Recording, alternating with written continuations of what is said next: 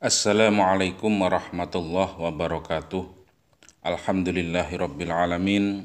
Wassalatu wassalamu ala asyrafil anbiya wal mursalin wa ala alihi washabbihi ajma'in. Amma ba'du.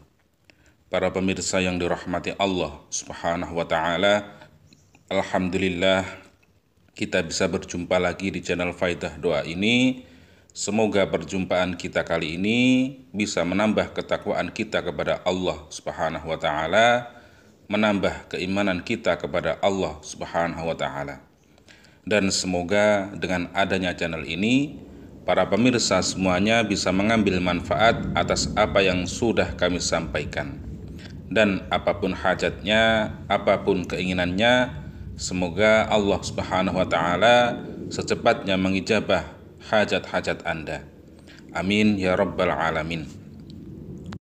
Para pemirsa yang dirahmati Allah Subhanahu wa taala, di dalam kitab Tuhfatul Murid Syarah Jauharit Tauhid halaman 97 ada 5 syarat yang harus kita lakukan ketika kita berdoa supaya doa-doa kita diijabah oleh Allah Subhanahu wa taala. Yaitu yang pertama dalam segi makanan. Makanan dan minuman itu yang kita makan harus halal. Dan termasuk pakaian juga harus halal yang kita pakai dalam waktu berdoa. Dan untuk yang kedua yaitu meyakinkan doa-doa kita diijabah oleh Allah Subhanahu wa taala. Dan untuk yang ketiga, hatinya harus selalu mengingat kepada Allah Subhanahu wa taala. Dan untuk yang nomor 4 yaitu isi-isi permintaan doanya tidak boleh berbentuk maksiat atau berbentuk dosa. Dan untuk yang kelima yaitu isi-isi doanya harus perkara yang mungkin. Jadi perkara yang tidak mustahil.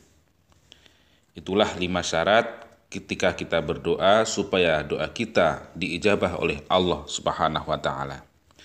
Dan adapun adab atau tata krama dalam berdoa yaitu ada 7. Yang pertama yaitu memelihara waktu ijabah. Jadi seperti contohnya waktu sepertiga malam seperti itu, waktu di antara 2 khutbah Jum'ah seperti itu. Dan untuk yang kedua, berwudu dan sholat sebelum meminta atau berdoa dan harus menghadap ke kiblat. Itu yang nomor 2. Dan untuk yang nomor 3 yaitu harus mengangkatkan kedua tangan. Itu adabnya seperti itu, ketika kita berdoa harus kita mengangkat kedua tangan. Itu salah satu tata krama atau adab dalam berdoa. Kemudian yang nomor 4, melakukan sholat sunnah taubah. Dan untuk yang kelima harus ikhlas. Dan untuk yang nomor 6 yaitu sebelum berdoa diawali dengan membaca kalimat alhamdulillahirabbil alamin, kemudian bersolawat Allahumma sholli ala sayyidina Muhammad wa sallim.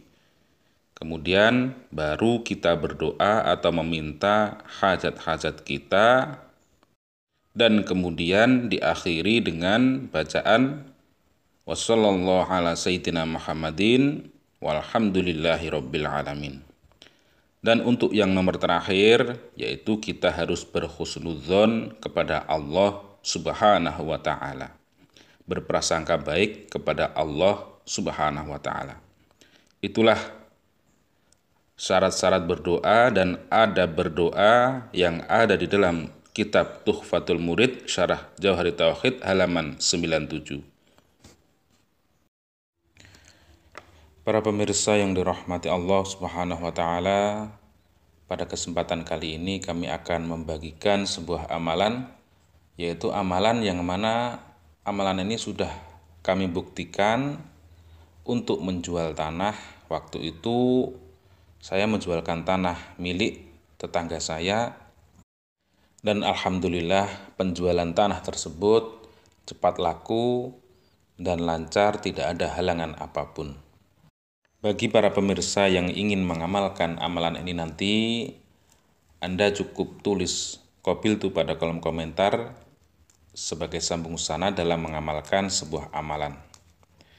Yaitu untuk tata cara mengamalkan amalan ini, yaitu yang pertama, Anda harus bersuci atau mempunyai wudhu, kemudian Anda sholat taubah 2 rakaat terlebih dahulu. Untuk bacaannya yaitu untuk rakaat pertama yaitu membaca surat Al-Fatihah, kemudian dilanjut dengan membaca surat An-Nasr, yaitu surat Idza jaa nasrullahi wal fathu wa ra'aitan nasa yadkhuluna fi dinillahi afwajan fasabbih bihamdi rabbika wastaghfiruh innahu kana tawwaba. Itu dibaca sebanyak 1 kali, kemudian rakaat yang kedua membaca surat Al-Fatihah 1 kali, dilanjut dengan membaca surat Al-Ikhlas, yaitu Bismillahirrahmanirrahim, qul huwallahu ahad Allahus samad lam yalid walam yulad walam yakul lahu kufuwan ahad. Setelah selesai sholat taubah, kemudian sholat hajat 2 rakaat. Untuk rakaat pertama yaitu membaca surat Al-Fatihah, kemudian dilanjut dengan surat Al-Kafirun. Dan untuk rakaat yang kedua yaitu membaca surat Al-Fatihah, kemudian membaca surat Al-Ikhlas. Setelah itu Anda baca amalannya, yaitu amalannya membaca sholawat.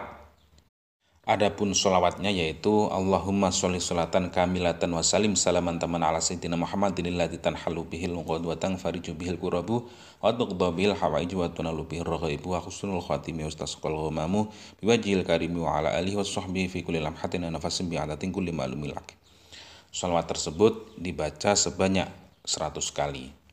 Setelah itu, setelah selesai membaca sholawat tersebut, kemudian berdoa, Allahumma inni as'aluka wa natasyafa'u ilaika binabiyyika Muhammadin sallallahu alaihi wasallam wa ahli baitihi ya Rasulullah dzal khulqil azim inna natawassalu bika ila rabbika fi qada'i hajatina hadhihi.